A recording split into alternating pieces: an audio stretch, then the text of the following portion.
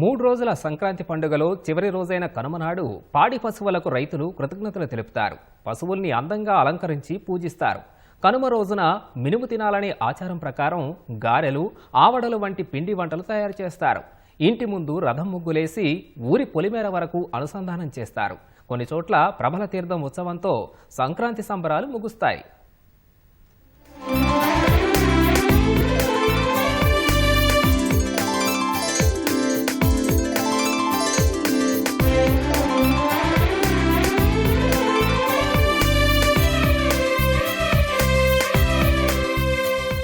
భోగి మంటలతో మొదలై మకర సంక్రాంతి రోజున పితృదేవతల తర్పణంతో ఉజ్వలమయ్యే సంక్రాంతి వేడుకలు కనుమ రోజున కలిమినందిస్తూ ముగుస్తాయి. కనుమ పర్వదినాన పశువుల్ని పూజించడం ఆనవాయితీ.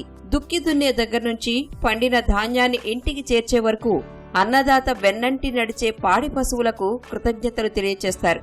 పశువులను నీటితో కడిగి పసుపు కుంకుమ పూసి ఊరేగిస్తారు.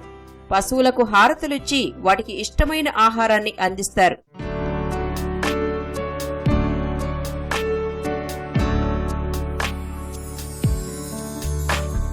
మనకి గోమాత మనకి మాతృస్వరూపం.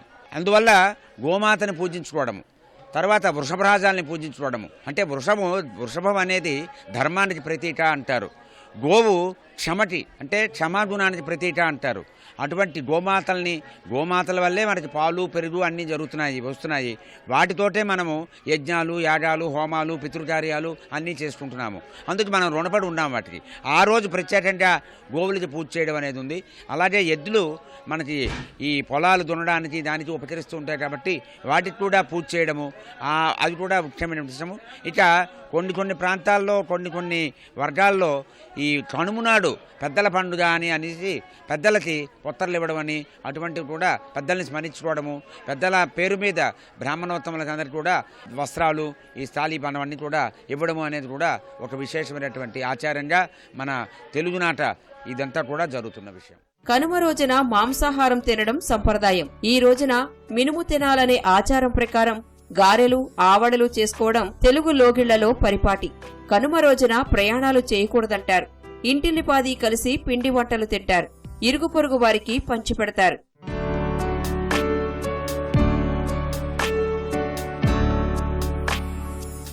కనుమ రోజున వేసే రథం ముగ్గులకు ప్రత్యేకత ఉంది. ప్రతి మనిషి ఓ రథమని, దాన్ని నడిపేవాడు పరబ్రహ్మ అని భావిస్తారు.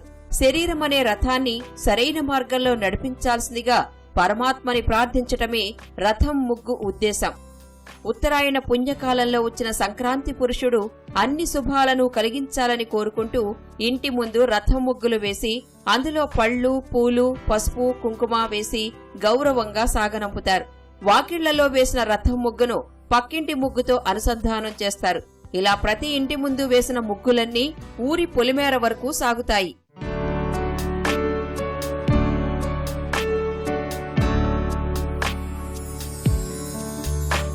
కనుమ సందర్భంగా ఉభయ గోదావరి జిల్లాల్లో నిర్వహించే ప్రభల తీర్థాలు ఓ ప్రత్యేక ఆకర్షణ.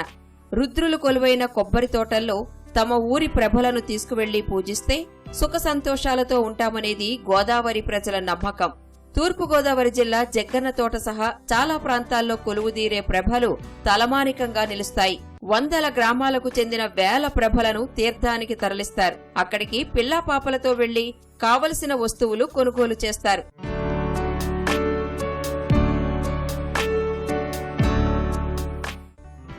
సంక్రాంతి వేళ పాటించే ప్రతి ఆచారము మనిషిని ప్రకృతితో జతచేసేదే. బంధుత్వాలను కలుపుతూ ఆనందాలను పంచుతూ మనుషులందర్నీ ఒక్కటి చేసేదే సంక్రాంతి పండుగ.